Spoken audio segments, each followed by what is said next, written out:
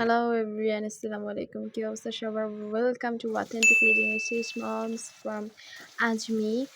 আমি আশা করছি সবাই ভালো আছেন। আমার মতন কেউ অসুস্থ নেই। আমি কিন্তু খুবই অসুস্থ, ভালো লাগে না কোনো কিছু, প্রচণ্ড মাথা ব্যথা সিভিয়ার লেভেলের। ঠিক আছে, তো আজকে কি ভয়েস ওভার দিব আমি জানি না, যদি ভুল ত্রুটি হয়ে থাকে ক্ষমা করে দিবেন অ্যান্ড একটু কনসিডার করবেন। আচ্ছা, আমি তাহলে আজকে ভিডিওর মধ্যে ঢুকে যাই। ওকে, লেটস বিগিন।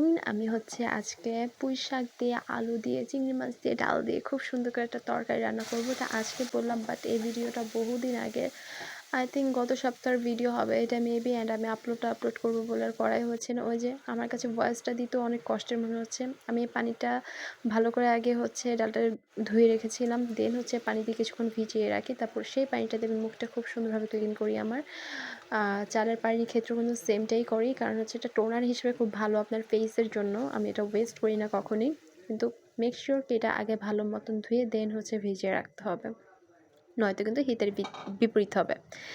এই তো তারপর হচ্ছে আমি ভালো মতো এটা কষিয়ে নিব, কারণ কষানো যত ভালো হবে রান্না আপনার তত বেশি টেস্টি হবে, রাইট? অ্যান্ড এখানে আমি কিছু ডাটা নিয়েছি। আমি কিন্তু ফার্স্ট টাইম এভাবে রান্না করেছি। আমি খুব টেস্ট ছিলাম যে কেমন হবে, কি হবে। এর মাঝে একটা ফাইজলামিও করেছি আমার হাজব্যান্ডের সাথে, সেটা আমি শেষে শেয়ার করছি আপনাদের সাথে। ওকে, দেন হচ্ছে আমি ডাটাটা, যেটা বললাম ফার্স্ট টাইম আমি এভাবে রান্না করেছি, তো ডাটাটা আমি কখনো ওভাবে নিই না, বাট আজকে নিলাম। অ্যান্ড হচ্ছে সাথে কিছু আলু দিয়ে দিয়েছি, চিংড়ি মাছ শুরুতেই দিয়ে দিয়েছিলাম, ভেজে নিয়েছিলাম পেঁয়াজের সাথে। যখন আমার এটা ভালো মতন কুক হয়ে যাবে, তারপর হচ্ছে আমি শাক দিব। আগে যদি আমি শাক এগুলোর সাথে দিয়ে দিতাম, তাহলে দেখা যেত শাকের কালারটাও নষ্ট হয়ে যেত, সাথে হচ্ছে আপনার কি বলে এই ডাটা, তারপর হচ্ছে এগুলো শক্ত রয়ে যেত, রাইট? যখন আমি শিওর হব যে না আমার আলু, আমার ডাটা সিদ্ধ হয়ে গেছে, তখন হচ্ছে আমি শাক দিয়ে দিব। শাক আর সবুজ শাকসবজির ক্ষেত্রে একটা ট্রিক্স হচ্ছে, কখনোই ঢেকে রান্না করা যাবে না, তাহলে ডিঅক্সিডাইজ হয়ে যাবে। কি হয়ে যাবে? ডিঅক্সিডাইজ। আমি কি উচ্চারণ করছি আই ডোন্ট নো। ওই যে মাথা ঠিক নেই, মাত্র ঘুম থেকে উঠছি, উঠেই ভয়েস ওভার দিচ্ছি, কারণ আজকে ভিডিও আপলোড করতে হবে, পেজের খুবই 12টা বেজে আছে। তারপর হচ্ছে যেটা বলছিলাম, ঢেকে রান্না করলে কিন্তু কালারটা ডিসকালার হয়ে যায় অ্যান্ড টক্সিক হয়ে যায়, সুতরাং এটা করা যাবে না সবুজ শাকসবজির ক্ষেত্রে।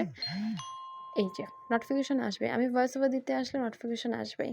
যাই হোক, এটা হচ্ছে আমি কিছুক্ষণ এভাবে রেখে দিব, যাতে হচ্ছে নরম হয়ে যায়, নাড়া দিতে সুবিধা হয়। তাহলে দেখেন, এই যে আমি কিন্তু ঢাকি নেই, কিন্তু কিছুক্ষণ পর অটোমেটিক্যালি এটা নরম হয়ে যাবে, লাইক দ্যাট। দেখেছেন কত ইজিলি এখন নাড়া যাচ্ছে। যদি আমি ঢেকে দিতাম, এটা পানি তো ছাড়তো, কিন্তু হচ্ছে খেতে দেখতেই ভালো লাগতো না, কেমন হয়েছে। তো শেষে কিন্তু আমার সবজির কালারটা ঠিক এরকমই থাকবে। আমি সবজি বলছি, আই থিঙ্ক এই তরকারিটার। অ্যান্ড এভাবে হচ্ছে আমি কিছুক্ষণ নাড়াটাড়া দিয়ে রেখে দিব এটা ভালো মতন কুক হওয়ার জন্য। অ্যান্ড ইয়া, হচ্ছে আমার কমপ্লিট রান্না। যদি ভালো লেগে থাকে আর ভুল ত্রুটি হয়ে থাকে ক্ষমা করে দিবেন, আর ভালো লেগে থাকলে লাইক, কমেন্ট অ্যান্ড শেয়ার করতে ভুলবেন না। ফলো দিয়ে পাশে থাকবেন, পাশে পাবেন ইনশাল্লাহ। আজকের জন্য এইটুকুই।